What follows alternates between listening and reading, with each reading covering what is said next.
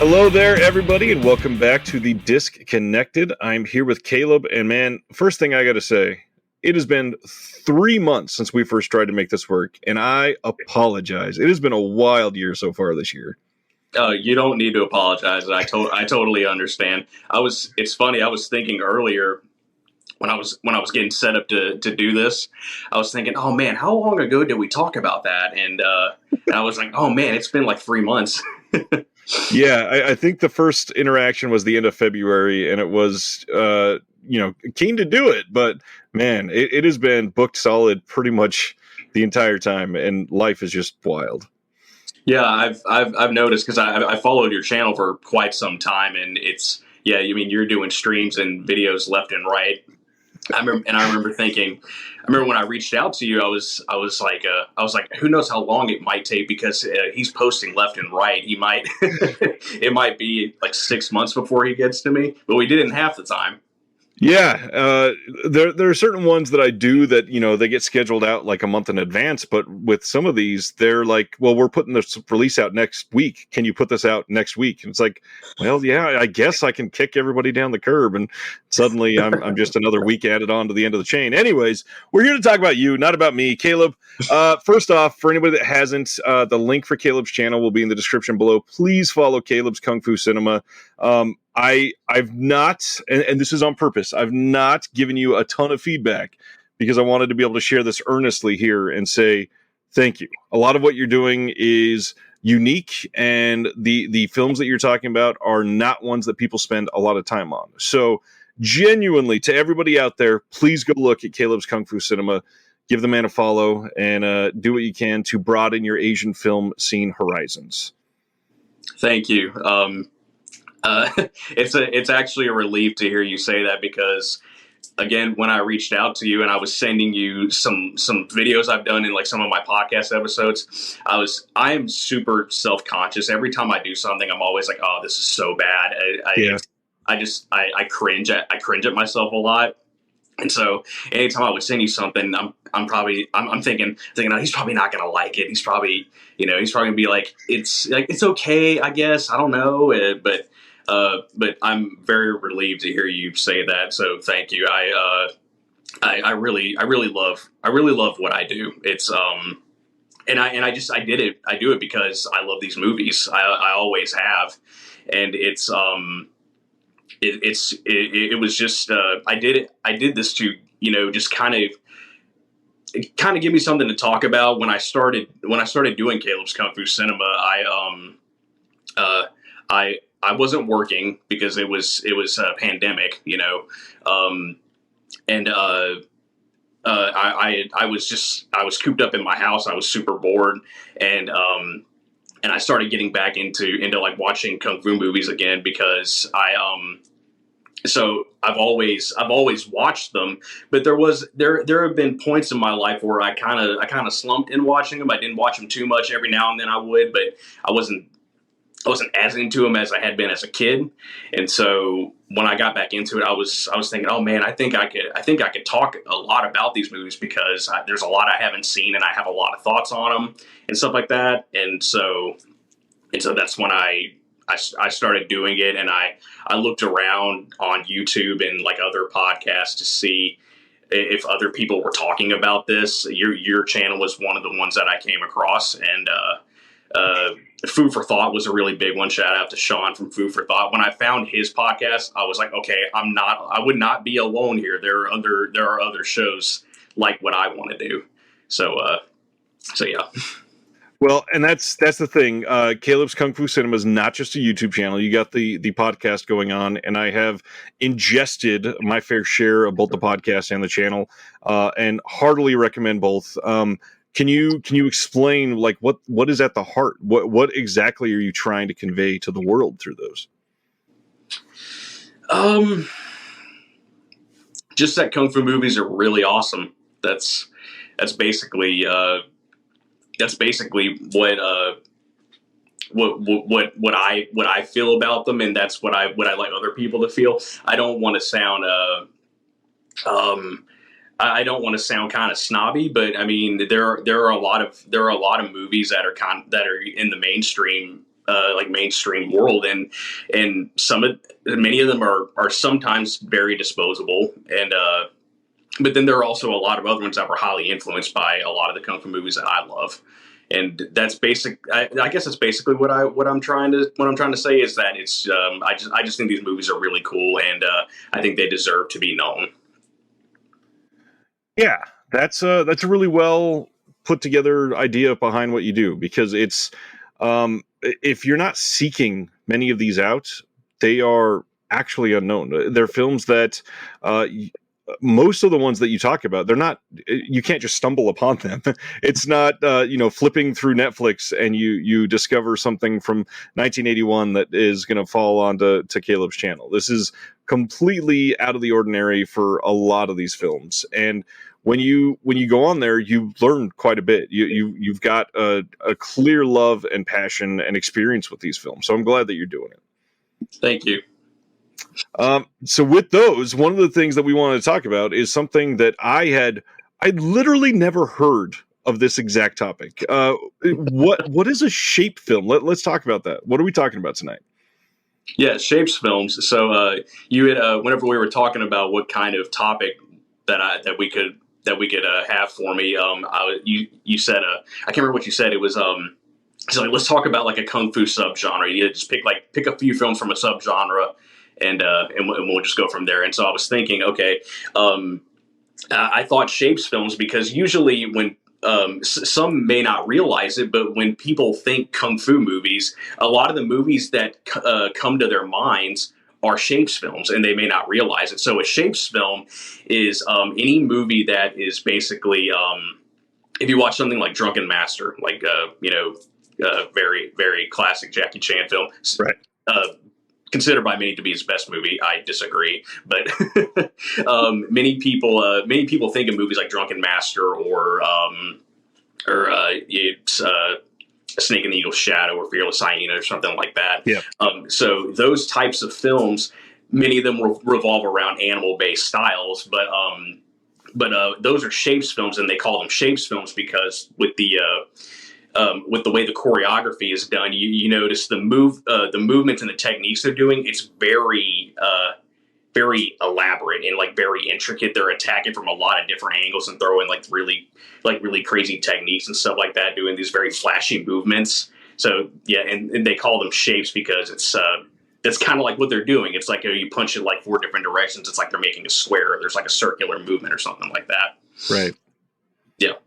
That's interesting. That's a shapes film. And you got to imagine the choreography on some of these. It's more fascinating to me than some of the most intricate dances you can think of, because it's people getting not that dancing isn't intimate, but literally intimate, like hoping that this guy that you're literally about to mock fight with isn't actually going to punch you in the face. And on top of that, you're getting as close as humanly possible to some of these people and then doing some intricate stunt while in a way almost dancing with them. Mm-hmm. Yeah. It's fascinating. It really is. And not to go too far off, but I mean, before I had started doing my podcast and my channel, I wanted to be a fight choreographer. That was like my life. That was my lifelong dream. I always wanted to be a fight choreographer, and a very huge piece of me still does. But anyway, I have tried like making martial arts films, and I always try to do the choreography. And I do have a martial arts background, and so. So when I'll do the choreography, it's difficult. It's like really not easy because so much goes into it. Even if you're not doing the stuff that I was trying to do, it wasn't shapes. It was all like really modern stuff. Right. Because the most recent thing that I had done was like kickboxing and whatnot. But even when you're not doing shapes, which is really intricate, when you're just trying to make it like look more realistic and more modern, even that is still difficult, even if it's more direct. So yeah, it's insane. Like what kind of work goes into doing that stuff. Yeah, I mean, you mentioned you have a martial arts background. What all have you done? So I haven't trained in many years. I'll just throw that out there. Most of it was when I was a kid. When I was I want to say 7, maybe even 8. Uh, I'm kind of drawing a blank on when exactly I started, but when I was 7 or 8, I started Kung Fu. I did Long Fist Kung Fu. I did that for a couple of years. I did Shorin Ryu Karate for a very brief period, and then when I was in high school for about a year, I did mixed martial arts. Nice. But yeah, again, that was all many years ago. I haven't trained in uh, 10 years probably. I tried to train here and there in the last few years when I was trying to start making films and like try to get some kind of fight choreography things under my belt. But yeah, that other than that, I hadn't trained in about 10 years. I totally get that. That makes perfect sense. Before we get into the actual deep diving of the Shapes films, what about the actual love for martial arts? Like, where did that come from for you? Was there a certain thing that ignited it, or was it built in from family, or what? I love telling the story. So, when I was 3 years old, I know that sounds crazy because, many people are probably asking, how do you remember something from when you were 3? And this is probably the only thing that I do remember from when I was 3 years old. But when I was 3 years old, my dad showed me Fist of Fury. And I thought that movie was so damn cool. I thought it was so awesome. I mean, it is. Yeah, it is. It's amazing. But it's my favorite Bruce Lee movie. For a long time, I said it was my favorite martial arts film of all time. I can't say that now because I've seen so much more, and I'm like, okay, I like that a little bit more than Fist of Fury. But anyway, he showed me Fist of Fury, and I remember being glued to that TV, and the first big fight scene when Bruce is fighting all the guys in the dojo, like he's like surrounded by I don't know 20 guys, and he like unbuttons his shirt, and then he gets in his stance, and everyone just starts running at him. He's taking them all out by himself. I remember thinking, this is crazy. Like, how is this dude like this? He's one guy. He's taking out all these people. It was just crazy, and and anyone who has watched Bruce, will say that he's his presence, his image, like just seeing him. There's just something about it. You see him, and you're just like, whoa. So yeah, it started with Fist of Fury, and then my dad showed me every other film that Bruce Lee did after that: Big Boss, Way of the Dragon, Enter the Dragon, and then from there it transitioned to Jackie Chan films, Jet Li films, Donnie Yen, and then after that, I just watched those like over and over and over, and then in my teenage years, I found out about all the Ip Man films that Donnie Yen had done. He had done 2 films up to that point, and so I found out about those.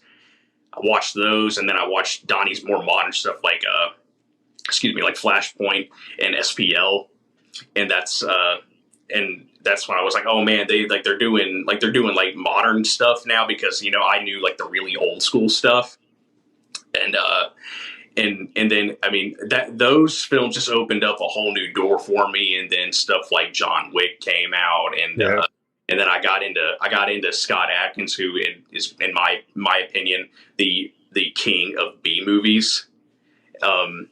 So yeah, I would say my dad is essentially where it all started for me. So I've just been a lifelong fan, essentially. Nice. That's really great to hear, especially having the memory at 3. A lot of people will argue with that you just told the story over and over and you think you remember it. But man, I agree with you. I'm pretty sure you probably remember it, especially when it's something as formidable as this. This is amazing. Yeah, that's how I remember it. Granted, I might have been older than 3. I'm drawing blanks. Memory's not that great, at least from that period. But I remember at least 3. I might have been 4 or 5, but I remember him putting it in the VHS player, telling me this is Bruce Lee. He's a badass, and my uncle was there too. We all watched it together, and so yeah. But again, I might have been older. I'm gonna laugh when you tell the story at like a family reunion, and somebody's like, No, that happened when you were 14. No, I'm just kidding.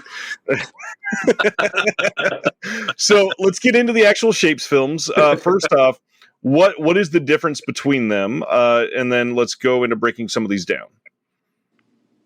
When you say difference, you mean like between each film that I picked?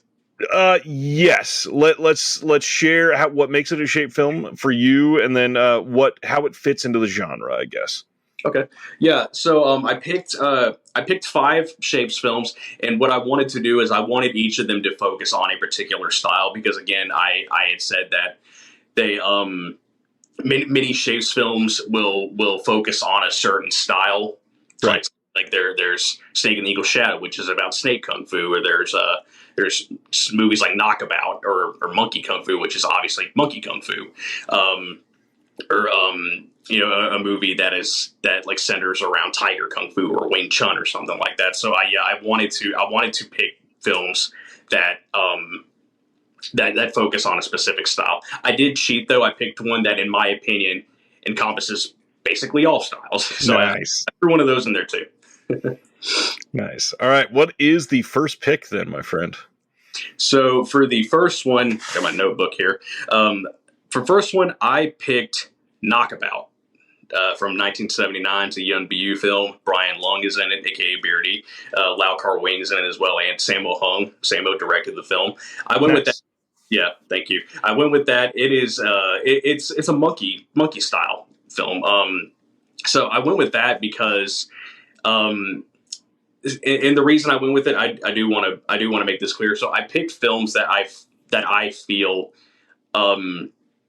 some people may not know a lot about, because there are movies out there. Again, my go-to is always Drunken Master. People that's one that people usually identify with. So I didn't want to pick something like that. So right. So yeah, I picked movies that are that may or may not be a little lesser known. And for Knockabout, that is released in the US from Arrow and released in the UK from Eureka, has a really solid release, and I believe still available freely for both of them. Like, you can find it in most of the places that you're looking for films. Yeah, I have the Eureka release, and it's excellent. It's got a great commentary from Frank Zhang and Michael Wirth, and that's a great pair. I'm a big fan of Michael Wirth and Frank as well. But yeah, that's a really great release.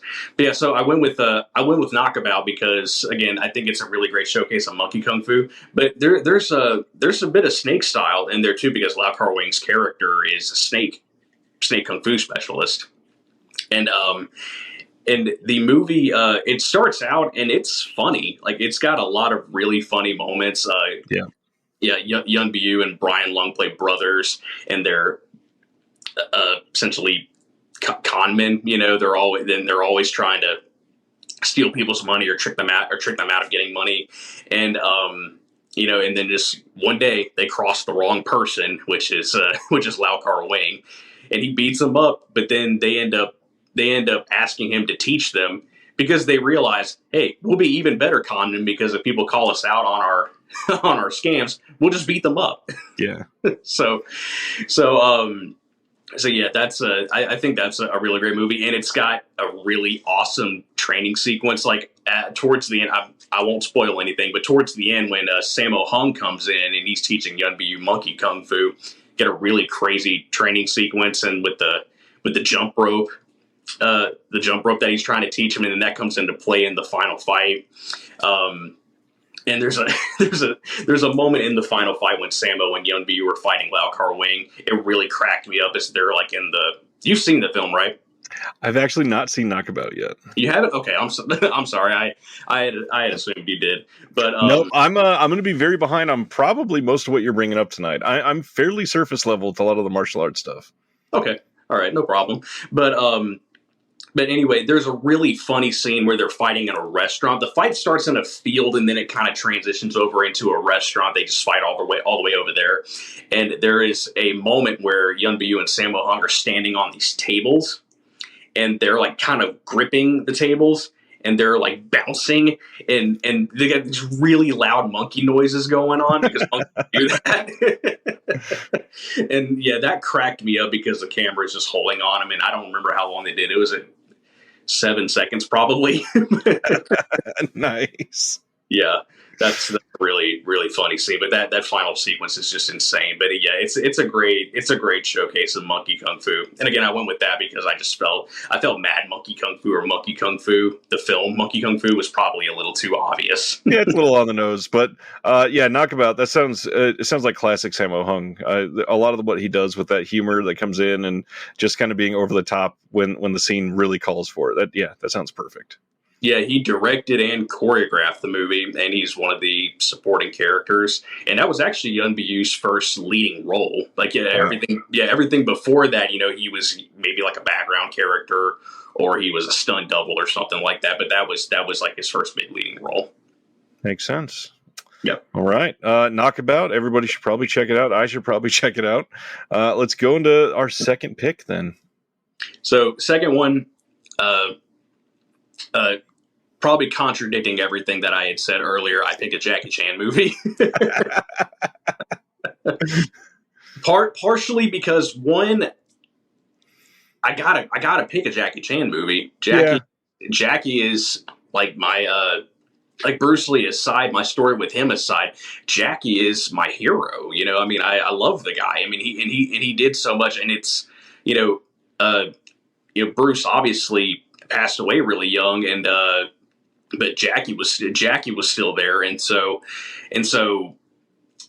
there was just so much more of him that I was able to watch outside of what Bruce had done before we had lost him, and so Jackie, I think, just kind of had a bigger influence on me in some ways, at least as I got older. As a kid, I was all Bruce Lee, but in the last several years, I've like fully started realizing like how much Jackie Chan has actually done. It's crazy. And when I started getting more into these films and making my content, that's when I started watching more and more Jackie Chan movies. I was recycling a lot of other things that I had seen.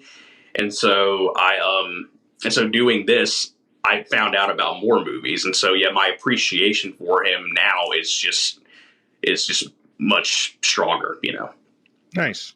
That sounds great.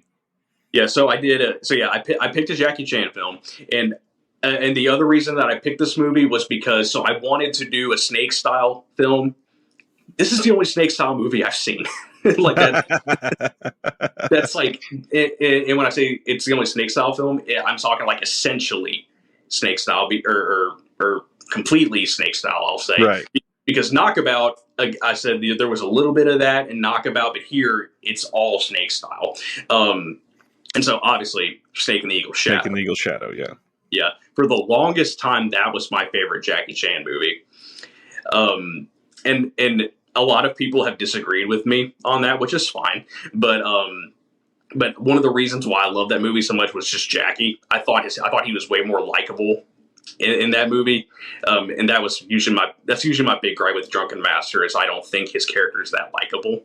He's he's a bit of a tool, but anyway, so yeah, I went with Snake and the Eagle Shadow, and I love that movie so much. I remember, I've seen it like so many times, and I remember I watched it right before I started doing Kaleb's Kung Fu Cinema. I remember watching it, and I had a couple of friends over, and so I just put the movie on, just kind of for background noise. But I was thinking about the movie, and so I just put it on.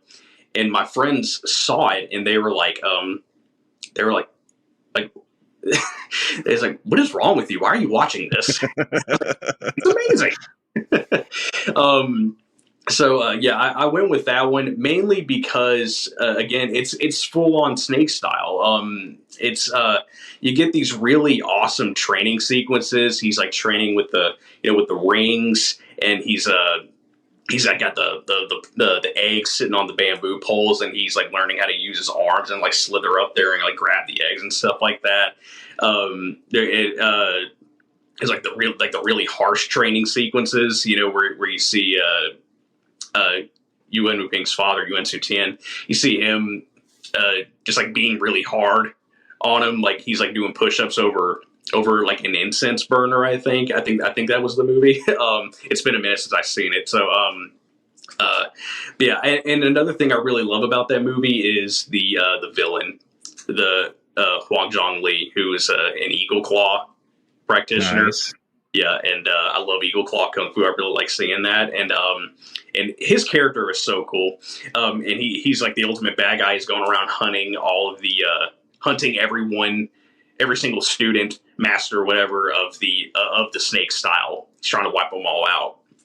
And Yuen Su Tian's character is the last snake master, you know, and so he's on the run.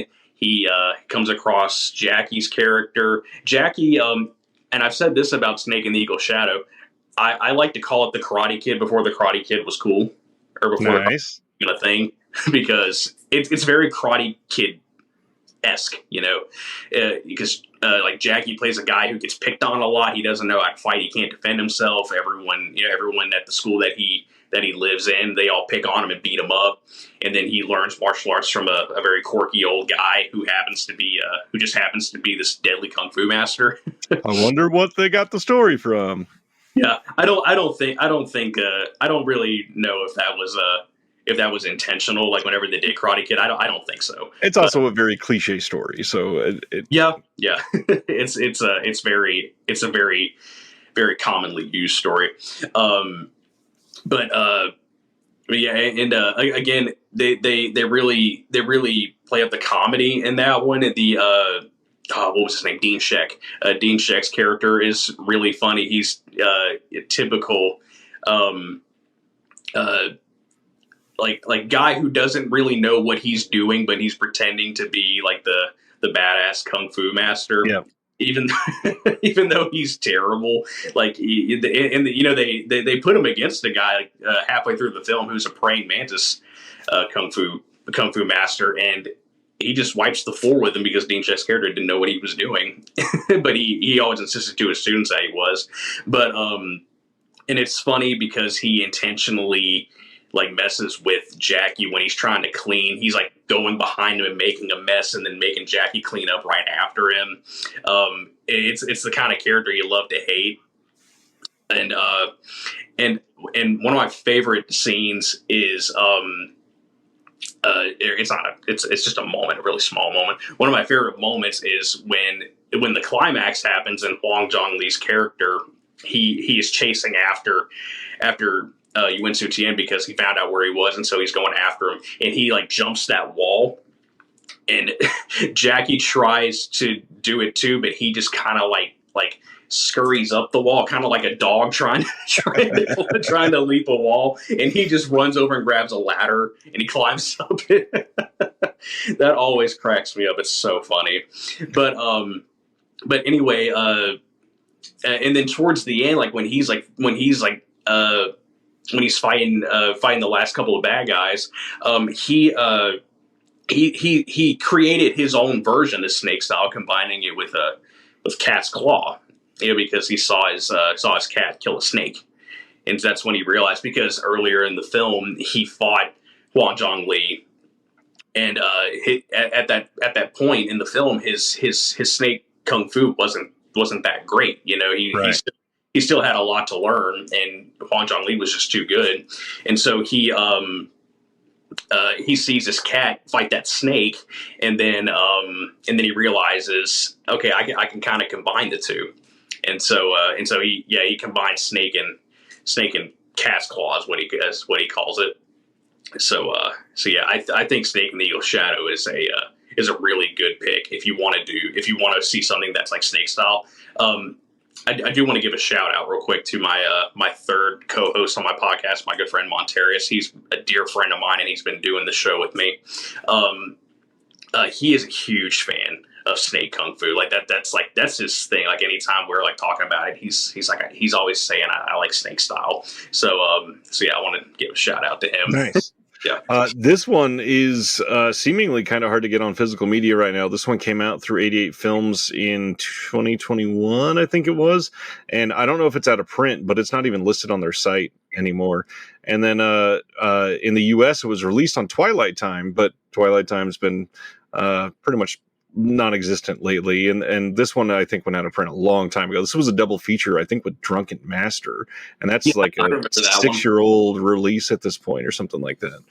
Yeah, I remember that one. I was gonna buy that at one point. But I remember seeing it like in stock on Amazon, and I was gonna buy that, but then I found out about 88 Films, and I was able to get my hands on a copy of their Snake release. I have a poster back there too. You can't see it from where I'm sitting, but yeah, I was able to get like the one with the slipcover and the poster and the book. Nice. Yeah, Very nice. yeah. Do you mind if I tell a quick story? As much as you want. I mean, you've seen the show. It's all it is tangents and stories. Come on.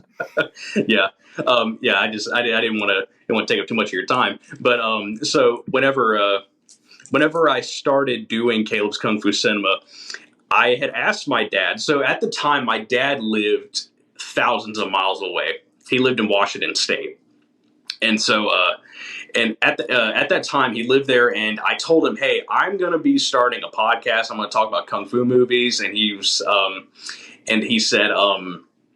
said, "I've got a bunch of old DVDs, like Jackie Chan DVDs and stuff like that." He said, "I can send them over to you so that you have some material to go through and to talk about and stuff like that." And I said, "Yeah, that'd be great." And so he sent a bunch of them over to me. It was what was it? It was Drunken Master, Fearless Hyena, Spiritual Kung Fu. Then there was a I can't remember, but he sent me those, and they were I don't want to say bootlegs, but they were like pan and scan, those like really old ones. Yeah. Excuse me. And I remember watching Spiritual Kung Fu, which that's the first Jackie Chan film I ever saw. But I was rewatching that DVD that he had sent me, and it looked terrible. Like, I appreciated him sending it to me and everything, but it looked so bad. It was cut a really weird way, so it's like zoomed in, and I couldn't see half of what was going on. That's pan and scan, yeah. Yeah, like they were, because like they're saying, "Oh, there's a ghost over there," and I'm like, I don't see it because it was. Yeah, some of those old pan and scan movies, they are so bad. And I just talked about this in an interview with somebody else recently, is that each studio had different styles for pan and scan. And so some of them would be like slow going across the screen as they pan to something else. Others would be like, and it would just go suddenly to something else. And others would just crop something out completely. It was the worst thing that we could have possibly done. I still can't believe that we had a whole era of film where we essentially volunteered to ruin them. Yeah. What? Yeah. And another thing about that Spiritual Kung Fu DVD was that, the pan and scan, it was just cut really weird. I couldn't see half of what was going on. The volume or audio, audio was terrible. I had to turn my TV up to like 76 in order to hear what was going on.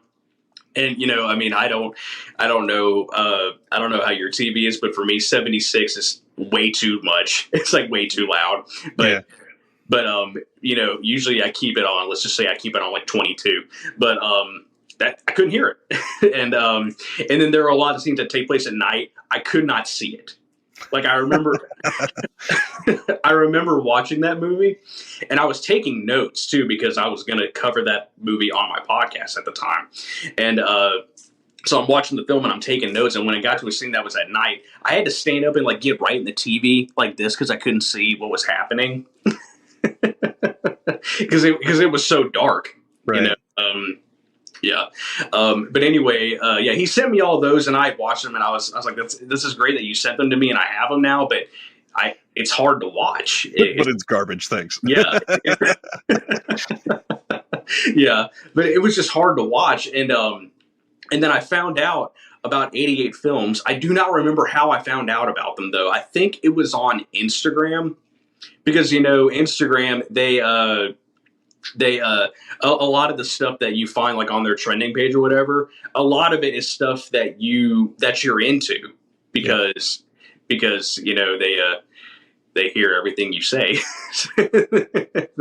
You think of something and then you see it on Instagram. But yeah, I think I had seen a trailer on Instagram. It was from 88's page. I think it was their Story of Ricky Blu-ray that was fixing to come out, which I ended up buying that. Nice. Yeah, so I saw that, and there was like saying what is like 2K restoration, brand new translated English subtitles and all these special features, and it's got to have lobby cards and this nice slipcase and all that. And I was like, oh man, how can I get my hands on that? And I found out 88 Films was like, at that time they were UK only. They're releasing a lot of US stuff now, but at that time they had done basically just UK stuff. And I was like, oh man, it's UK. I can't get it then. And then again, Sean, shout out to Sean, he told me about region free players. and so I was like, oh man, how do I get one? And so he sent me a link. He said, I bought this one. It's great. I would recommend that. So I bought that, and I bought like Story of Ricky. I bought Eureka's release of One Arm Boxer. That was coming out around that same time too.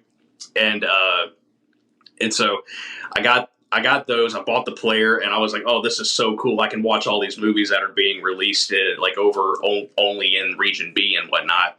And then I found out that 88 had done Spiritual Kung Fu, and I was like, yep. I wish I had known. And that was well after I had done my podcast episode and watched the Horrible Pan and Scan DVD. Oh, jeez. Yeah, and I told my friend. I have a friend. He is a bit of a reoccurring co-host on my podcast. He watched Spiritual Kung Fu with me, and then we did the episode together. When I found out about the Blu-ray, I texted him. I said, "Dude, you're not going to believe this." And so I told him about the Blu-ray, and he said, "Well, that sucks." Yeah, it was too late. Well, and that's the thing. These 88 Films is great. I don't want to take anything away from them, but I do kind of want to highlight that they kicked off this like modern movement of this kind of second wave of great releases of these titles, because back in the late 90s and early 2000s there was a lot of these that were coming out that were incredible for the time.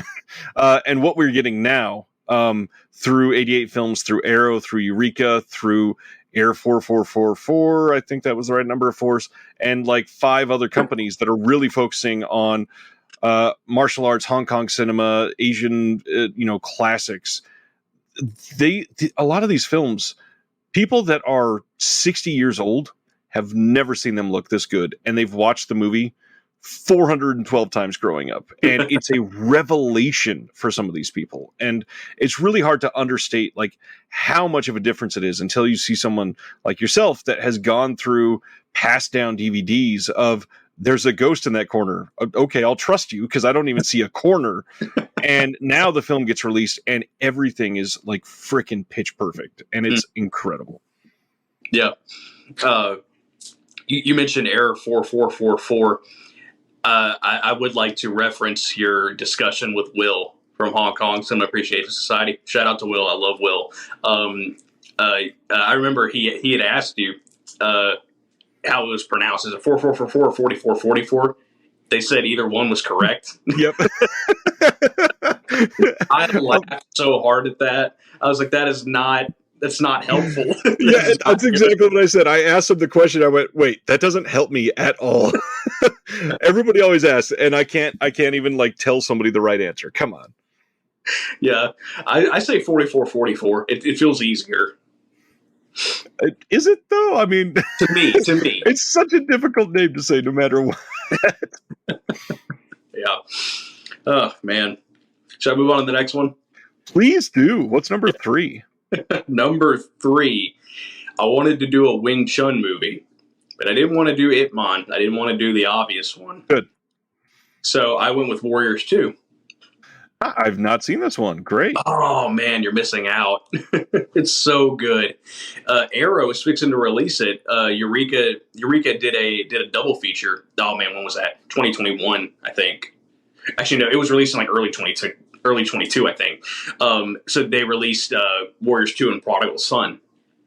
When I found out about that, I hopped on that release and I bought that. I watched Warriors 2 and I absolutely loved it. It was so good. And it's excuse me, in this day and age, there's like an Ip Man movie coming out every 10 minutes. Yeah. And I remember watching the first two Donnie Yen Ip Man films, because when I like really got into him and I found out about those two movies, I saw them, I was like, oh, this is like really cool. I've never seen Wing Chun like on screen. At that time I hadn't. And so I just thought it was really cool. And then I found about Warriors 2 and that Prodigal Son release. And so I got that, and I was watching Warriors 2, and I was like, oh man, this is Wing Chun, but it's so it's different. It's like, you watch the Ip Man films, and they're like the fight scenes are excellent. There's some training footage in there, but overall it's like very character and very story driven. Warriors 2, it's it for me, it dove way deeper into what Wing Chun is. There was like, there's a lot of exposition, and sometimes people don't like a lot of exposition, but for this film there was a lot of exposition on what Wing Chun is and what each technique does for you, and there's a lot of focus on the training sequences again, and kind of like trying to help the audience understand what the style is and what each technique helps you with. Yeah. So yeah, I wanted to do that one because I feel like the focus on the actual style is just that much stronger in Warriors 2. Again, another Sammo Hung directed / choreographed film. He plays a supporting character in that as well. But Sammo is a legend. Oh yeah, he is so amazing. I remember, this is gonna sound crazy, the very first time I saw him was Enter the Dragon, technically, but I didn't know who he was at that time. I was way too young, and I did not know who Sammo Hung was. My big three were always Bruce Lee, Jackie Chan, Jet Li. Anybody who wasn't those three guys, I was like, okay, I don't know who that is. Right. Yeah. So I had seen Sammo Hung in Enter the Dragon, but I did not know who he was. And then many years later, I find out about SPL. Sammo Hung plays a villain in that movie, and him and Donnie have an incredible fight sequence. And when I saw that, and I saw Sammo Hung, Sammo Hung, a bigger guy, but his movement is just insane, and his speed is like really off the charts. Like the way, like he can do like so many things for a guy his size. And I was like, oh, dude, this guy is so cool. And I did a deep dive into who he was and what films he had worked on. And I was going through his filmography, and it said he was in Enter the Dragon. I was like, what? No, he wasn't. And so I was like, who was he in Enter the Dragon? And then like I again find out he's the guy that Bruce Lee fights at the very beginning of the movie, and I was like, no way, that can't be him. But turned out it was, and yeah. So it wasn't until oh man, when did I see SPL? I think I saw SPL in like 2013 for the very first time. So it wasn't until 10 years ago when I realized how amazing Sammo Hung is. And he just got some sort of Lifetime Achievement Award over there. That was a really big thing for him. Yeah, it was amazing. He really deserves it. But anyway, yeah, back to Warriors 2. Sammo, his fight scenes are really incredible in that. There's a really funny scene whenever Sammo and then the other two main characters, one of them is played by Casanova Wong, who is amazing as well. Really, really incredible Taekwondo practitioner. But whenever the climax comes and they need to take out the main bad guy and take out all the bad guys' henchmen, like all of his lackeys and stuff, Sammo's character has the brilliant idea to just separate. He's like, let's take them all out one by one, and then we'll go after the main guy all together. So he's like telling Casanova Wong, he's like, you take this guy. He's telling I can't remember the girl's name, but he's telling her, he's like, you go take that guy, and I'll go take him. And so like they all go their separate ways to take out their respective enemies. And Sammo confronts this one guy, and can't remember what the guy's name was, the character. He confronts this dude, and he's like, I don't. I wish I could remember his name because it's driving me crazy now. But he confronts him, and it's not who we thought it was. He got the people mixed up. Yeah, that was so funny because he tells him the guy's like, he's like, oh no, I'm not him. I'm me. You know, that kind of thing. Right. And it's like, oh no, it's like I got them mixed up. That's a really funny scene. But anyway, and the villain in the movie, played by Fung Hak On, he is so wacky. In a great way. He because the whole movie he's disguised as an old man, but then at the end it's revealed that he's not an old man. He's wearing a mask, which is just so bizarre. Oh man, this was so funny. So my wife, she watches these movies with me, and my wife also co-hosts the podcast with me. It's me and my wife. Her name's Amber, and my other friend Monteris. And we all three do the show together. And I remember when we covered Warriors 2 on the podcast, and my wife was like, my wife had never seen Warriors 2, and so I had already seen it a couple times prior to that, and so I was like, I want to do Warriors 2. That's a great movie. I think it's going to be a lot of fun to talk about. So we put it on. And then when it's revealed that Fung Hak On's character is not an old man, he's actually much younger, and he is a deadly praying mantis guy. My wife, her mind was blown. Like, she really thought he was just an older guy, and she just couldn't comprehend that he was disguised as an older guy. I guess he wanted, assuming. That's awesome. Yeah, but I'm glad the hold can still work on gags like that are supposed to be nice twists. Mm-hmm. Yeah, but the final fight in Warriors 2 is just so amazing. It is so good. Sammo Hung has a really awesome sword fighting sequence at the end. He's using two swords and he's fighting these two guys who were twins. I think they were supposed to be twins. Of course. I believe they were supposed to be twins, but they're like wearing really obvious fake wigs and beards. He's like fighting both of them with two swords. They're both holding like one sword each. Yeah, that's a really great sequence. And then we see Casanova Wong like kind of combining Wing Chun and Taekwondo to fight Fung Hak On's character. Yeah, that's a really great one. So if anybody out there wants to see more Wing Chun movies that are not about Ip Man, I definitely recommend Warriors 2. And going back to Ip Man for just a second, Casanova Wong's character in Warriors 2 is Chan Hua Shun, who was Ip Man's teacher. So you could say it's kind of a prequel. Nice. Yeah. Yeah, a lot of those are connected with some random thing back then too. Yeah, you can find something in just about every single one of them that kind of calls back to something, even whether intentional or unintentional. You always find something to associate it with. Well, I think we're 3 deep, which means we only got 2 left. Yeah, it's sad. I'm enjoying this so much. Good. I'm glad. And I'm genuinely learning. I think I've seen one of these, which means I have a long list of crap I got to figure out. Yeah, I doubt I've seen either of the final 2 either. Probably not. There's actually 3 left. I do have. There's actually 3 left because I do have that one that I cheated on. The all-encompassing. That's right. Yeah, I do have that one. I almost forgot. Anyway, yeah. So number 4. I wanted to do drunken kung fu, drunken boxing, but I didn't want to do drunken master.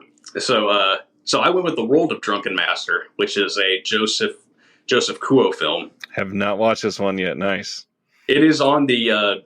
Are you familiar with the Cinematic Vengeance set from Eureka? Yep, I've got it. Literally opened it and went through the whole thing. Have not watched any of the films yet. I've just been swamped. I really need to. I understand. Yeah, I definitely understand. I want to watch movies. Yeah, no, I understand that you have a lot to watch. Is what I mean. Yes. Because I do too. I've bought like so many releases, and I try to watch them as soon as I get them. Sometimes it works out, sometimes it doesn't. I still got a huge backlog of stuff I got to watch, but I I work 5 days a week, and then I'm trying to make videos as often as possible, and then I'm doing the podcast, and so there's a lot that I'm backed up on. But anyway, so that's Cinematic Vengeance. That is one of my favorite releases. I loved that release. It came out in, October or November of 21. Yep. Yeah, and so I got and I love Joseph Kuo. So when I was again going back to when I was a kid, one of the earliest kung fu films I saw was Born Invincible, which was directed by Joseph Kuo. And I loved that movie. It was so different from what I was used to seeing. And it was my introduction to Yuen Wu-ping because he did the choreography for that movie. And the choreography in Born Invincible is just incredible. And Yuen Wu-ping has, I loved it so much. And then I saw everything else he was doing. And then he became really big when he did Kill Bill and Matrix and Crouching Tiger, Hidden Dragon. And he became like my favorite choreographer. So, yeah, I mean, Yuen Wu-ping is definitely my favorite fight choreographer. So anyway, I knew about Joseph Kuo, and so I really wanted to get that set, and because it had a lot of movies that I hadn't seen, and I love Joseph Kuo as a filmmaker, and so I wanted to see more about more films that he had done. So I hopped on the Cinematic Vengeance set, and The World of Drunken Master was I think that was the first movie I watched on that set because it was one that I wasn't familiar with, and I really wanted to see what it was like. That was one that I was really curious about. Right.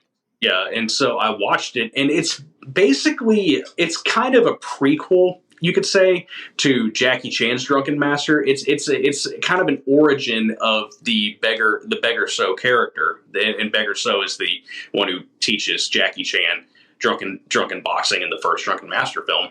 And so this is a bit of an origin story for him, but interestingly enough, it doesn't focus on him. It focuses on his friend. Although the Beggar So character is like still an integral part of it, but there's more focus on his friend, which I thought was interesting. There's also a fun cameo at the beginning of the movie from Yuen Su-tien, the original actor who played Beggar So. There's a really fun cameo for him in the opening of the movie. But anyway, so it's like an origin for that character. But it's got all the really great drunken boxing training sequences that everyone loved in the Jackie Chan film. They go a little different with it though. Like there are a couple of differences, but there's also a lot of similarities. And then, again, the final fight is just incredible. Joseph Kuo, I don't know how familiar you are with him, but his style of filmmaking was always very unique, and he always knew how to like put on a spectacle and kind of give us like really really fun characters. So that final sequence in World of Drunken Master is just really crazy. But yeah, again, I went with that because I just didn't want to do. I didn't want to do the original Drunken Master. And World of Drunken Master, I read about it in the booklet of that Cinematic Vengeance set, and that movie's like very upfront about just kind of copying Drunken Master and just trying to build off of that success. Yeah, there's there was something I remember reading what they said in there, and it was. I feel like there's some certain line about it just being completely blatant, and I'm not placing it now. I've completely forgotten. But it's hilarious how Joseph Kuo has been, once this came out, that people talked about him basically as like a trash director. Like a lot of people tore down the set, as it's basically just garbage films. And I'm like, it's an entire director, and people love this guy. You can't just say that. It's people that, freaking love this. Yeah, I disagree with that because I thought that was an excellent set, and most of the movies on there are great. There were two movies that I didn't really care for, but the whole thing is, I thought that was a great set. There's a lot of information. I mean, if I had a gripe about the set, it's I wish they had more special features because each film has a commentary, and that's basically it. And so I wish they had maybe done a little bit more, maybe do like a video essay about Joseph Kuo in there or something like that. But I mean, other than that, I thought it was a really great set. I don't have personal knowledge, but from what I remember being told around the production of this box set is like a miracle that it exists, and it came together in like 5 weeks. So it's shocking that we have what we have, and I'm glad that they were able to do this. But yeah, I can understand that. Yeah. So yeah, World of Drunken Masters definitely one to check out. If again, if you don't want to do the Jackie Chan film, I I haven't quite gotten the flack that I thought I would get for saying that's not my favorite Jackie Chan movie. Oh well, yeah. I don't think you should. I mean, there's a lot of other stuff that I mean, I've seen Drunken Master. I've seen a handful of others, and I don't even think I'd put Drunken Master in my top 3 or 4. Yeah, it's it's funny because I mean, so the only reason I thought I would get a lot of flack for saying it's not my favorite Jackie Chan movie is because I did when I was getting back into this and starting my channel and my show and everything, and I when I was just doing as deep a dive as I could onto what people consider Jackie's best movie, what people consider his worst movie. Drunken Master's number 1 on like every single list, and I remember just like I didn't think it was that great. It's good, Right. but I just thought it was strange, and I remember thinking like, oh man, if I go on my podcast or I go on my channel or I go in any of the Facebook groups, because I'm in like 3 different Hong Kong exclusive Facebook groups. If I go on there spewing how Drunken Master's not my favorite Jackie Chan movie, they might kick me out or something like that. That hasn't happened yet. I've actually met quite a few people who like agree with me that that they say Snake and the Eagle's Shadow, for example, is a superior film. And again, I was shocked to hear that, really, and that's just because I guess I was just kind of naive and thinking everyone thinks Drunken Master's the best film. Right. Well, let's close up the regular shapes then. What do we got for our final one here? Yeah, before the one that I cheated Before on. the big boy, yeah. Yeah, before the one that I cheated on. So the next one I wanted to do weapons, because weapon shapes are a thing too. Interesting. Yeah, there are there are hand to hand ones, and then there's a lot of movies where the guys are using weapons, and a lot of times the weapons are like very unrealistic, or they do like really crazy movements with them. So I wanted to do something that just has like really insane weapon fights. I went with Magnificent Ruffians, and that's a Venom Mob film, Shaw Brothers. Yeah. Absolutely love the Venom Mob, and I'm a Shaw Brothers fan. Fun fact: I didn't get that into Shaw Brothers until 3 years ago when I started my show. I knew who they were, but never really watched their movies. I grew up on Golden Harvest, and I grew up on a lot of the indie films and stuff like that. And so I had never seen a Shaw Brothers film, but one of the very first Shaw Brothers movies I watched was Five Deadly Venoms, because that's one that everybody recommends. Yeah. That put the Venom Mob on the map. And so I watched that and I was like, oh man, this Venom Mob is really cool. And so I started watching like all their other movies, and then Shawscope Volume 2 that just came out. Magnificent Ruffians is on that set. That was one of the first movies I watched on the set. I'm still going through that one, but I watched that, and yeah, the weapons play in that is just insane. And there's a bunch of other movies out there that have really good weapons fights, like Odd Couple or Legendary Weapons of China. But I settled on Magnificent Ruffians because I kind of wanted a Shaw Brothers film in there. So I went with that one. That one is really good. And a guy uses this golden spear. Nice. Yeah, and his thing in the movie, it's really what's the word, convoluted in some ways. So he's the main villain's played by Liu Fang, and he's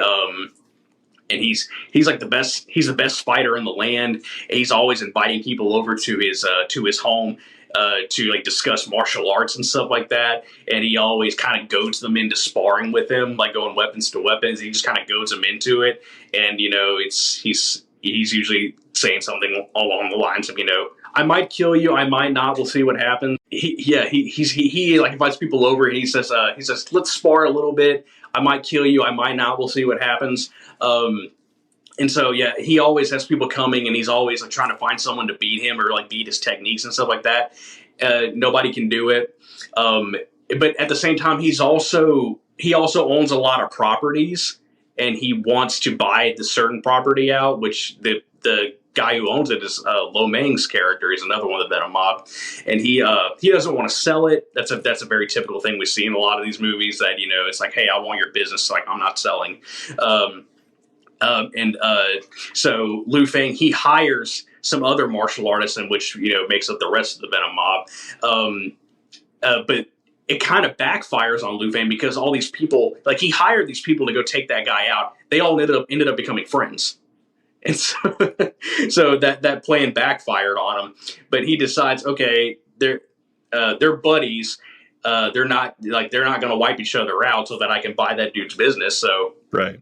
So I'm just going to set them up. And so he puts explosives in Philip Kwok's staff. He uses a staff when he fights. He puts explosives in there, and just a lot of other really crazy stuff happens afterwards. But we get a really awesome fight sequence at the end. Philip Kwok's using a staff. Liu Fang's got his golden spear. Chong Shang is in the film as well. He's using he used swords. He used 2 broadswords. But yeah, that one is just crazy.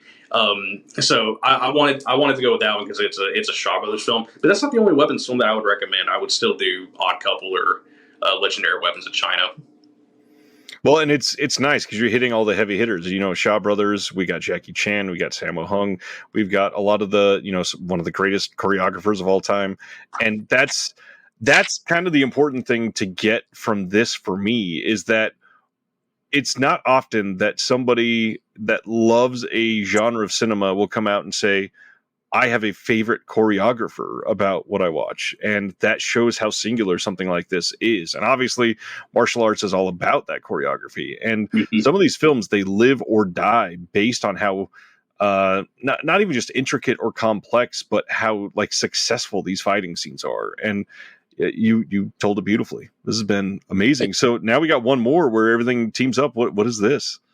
Yeah, so I really wanted to throw this movie in there, and I was telling myself I need something that's like on a different style. But then there was this one other film, and I said I need to throw this movie in there because it's got everything. And in my opinion, I've talked about this on my podcast.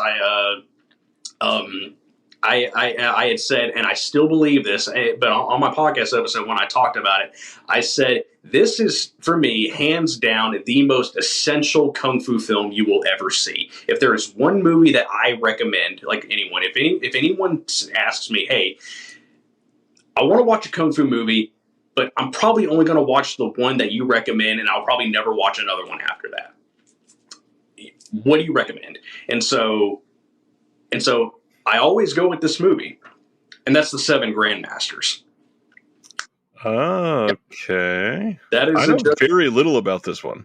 That's a Joseph Kuo movie. It's on the Cinematic Vengeance set. So that movie, it's got almost every style you could possibly think of. So it's about a guy played by Jack Long. He plays a kung fu master, and he's fixing to be dubbed. I'll say he's fixing to be dubbed the greatest kung fu fighter in all the land. He's fixing to receive that title of being the ultimate grand champion. But a mystery man tells him, "You're not the best. You haven't beaten everybody." And so he's like, "Oh man, he's right. I haven't. I need to travel across all 7 provinces of China, and I need to challenge a grandmaster from every province." And it's named Seven Grandmasters. So the movie takes place over quite a few years of him just traveling from place to place, fighting all these different guys. And what I love is that there's a different style every single time. He fights a dude who does monkey style. He fights a guy who does snake. He fights a guy who does praying mantis. He fights a dude who's just weapons. And I'm trying to remember what else there is. His Jack Long's style, he's the main character. His style is kind of like a hybrid of a lot of different things. It's not one singular thing, but each person he fights focuses on something different. But there's a lot of other really interesting stuff that happens in between all of that. It's also juggling. it's juggling a couple of different plot points, but each thing, many people would probably say there's too much going on. But for me, they pull off everything nicely, and it's got Jack Long traveling, and he's got some students with him, and they're going around. He's challenging all these different people. But then we've got another actor, Lee Min. He plays a guy who sees Jack Long fight, and he thinks, wow, this guy's really good. I want him to train me. And so he goes, and he's constantly asking him, train me, train me, train me. And Jack Long's character, he just keeps saying no. He says I don't want to train you. I'm trying to do this so that I can retire and and just kind of live the rest of my years peacefully. He says I don't have time to take on another student, but nevertheless, Lee Min's character, he persists. He just keeps following him everywhere, doing favors for him, just hoping that he'll finally accept him as a student. And he even puts his life on the line for him at one point, even though Jack doesn't really want anything to do with him, he is still being trying to be like a devoted student, even though he's not the student quite yet. And then Jack Long finally takes him on. He gets a little more respect for him when he puts his life on the line for him, and he takes him on when he realizes that Lee Min's character has a bit of martial arts knowledge, and so he takes him on, and we get some really great training sequences. There's a really funny moment, and it happens so many times where so they have this technique where it's like a kick, but it's a sliding kick. He kind of lays on the ground, and he just slides forward, and he's got his foot up. That happens so many times. There's one point where a guy does it backwards. It's so funny. But yeah, that's a really great one. And what I love is there's also again, I don't want to spoil anything, but there is a very evil man in the background, kind of orchestrating everything. And so and that's what I loved about it, and that's why I love the Seven Grandmasters, and why I say it's the most essential, because it's got literally everything. It's got all the different styles. It's got comedy. It's got kind of like it's got a Jackie Chan type character who's kind of a goofball, doesn't know martial arts, but really wants to learn. He starts learning, and we get great training sequences, but we cap it off with a villain with long white hair and a long white beard that we see in so many of those movies. So yeah, in my opinion, that's just the most essential one you'll ever see, and that's the one where if you want everything, it's in that one. So it sounds like that Joseph Quo set is kind of essential. Yeah, I love that. I love that. And I think there was 8 films in that box set, right? Yeah. So if you didn't care for 2 of them, I mean, even a 75% hit rate is pretty damn good. Yeah. And I'm gonna give those 2 movies that I didn't like, I'm gonna give them another chance soon enough. Whenever I can get around to it, I'm definitely gonna try and give them another shot, see if I can find something to like about them. But yeah, other than that, I thought that was a really great set, and it's got, again, the most essential kung fu film you ever see, in my opinion. Wow. I mean, that's a really strong word. And for a genre that is so varied, a lot can be said between the words there, because there's so many that it just really kind of pulls into one. That's a really high praise for that film. I appreciate that. Yep. Well, I mean, this has been Shapes, like an entirely new genre to me to classify it like this. Like, obviously, I'd heard of the fighting styles before, but I'd never heard of them referred to as shapes. It is something I am just vastly undereducated on, I guess, in a way. It's not like this is something that people just glean as they're living through life necessarily. But man, I love some of these films that are a part of this. I just never realized that there was another term with this. So thank you. This has been incredible. Yes, thank you. I'm glad we finally got to do this. I had seen your conversation with Will, and then I saw that you talked to Flip and Fanatical Dragon, and I talk to all those guys all the time. I love them. Shout out to everyone in the Asian Cinema Circle. It's my brothers. I love those guys. But I saw you talk to all of them, and I love the discussions that you guys have, and And I just thought I'd really like to talk to this guy because I think we could get a lot out of a conversation, which I think we have. Yeah, I mean, even if it's not any of those 6 picks, there's a lot of stuff around this that we've discussed too. That there's so much to discover. I mean, even Joseph Quo, he didn't just do those 8 films. There's a lot of other stuff to dive into. There's Shaw Brothers stuff. We barely touched on Shaw Brothers. I mean, it is literally probably the best time to ever be a Shaw Brothers fan right now. Yeah, definitely. With these 2 sets, those 2 Shawscope sets that just came out, there are rumors that there's 2 more coming at some point. Shout is releasing their 2 sets. Then they just did that Brave Archer set. So yeah, it definitely is a hell of a time to be a fan of Shaw Brothers. But it's a hell of a time to be a fan of kung fu movies in general. Yep, and I mean, long live physical media, because without the restorations that we're getting on some of these, we wouldn't be able to see it like this. And many of the films we wouldn't be able to see. Like, it's not 1994 anymore, where you could turn on some random cable channel at 3 o'clock in the morning and find some of these playing. It won't look great, and they'll be in odd aspect ratio or something. But it's not that time where people could probably stumble on these, because they're not licensed to any major streaming service. There's not something that you go to Blockbuster and rent. These are something that you have to seek out, basically. Yeah. Man, that's tough. It's so hard, because obviously, a lot of people use the term golden age of physical media and throw it around too often, I would say. I still don't think this is the golden age, but I think it's like the new golden age. And I really hope people understand how fortunate we are. And obviously, those of us that are able to purchase many of these, we are way more fortunate, because it's totally unnecessary at the current end of the day. It's not for survival, but at the same time, it's really important for the people that worked on these. Yeah. Yeah. And again, I didn't even know about this stuff until 2 or 3 years ago. I had no idea that companies like Eureka and Arrow and 88 even existed. I had no idea. And when I found out they did, and I started buying, I've bought so much now. My collection is nowhere near yours, for example, or because I've seen in your videos, and I can see behind you, you have a ton of stuff. I've only got one shelf right now, or not one shelf, one bookcase, I'll say. I've only got one bookcase that is slowly filling up, but I've bought so much. I've got so much more that I need to get, and I just hope this. I hope this stuff never goes away.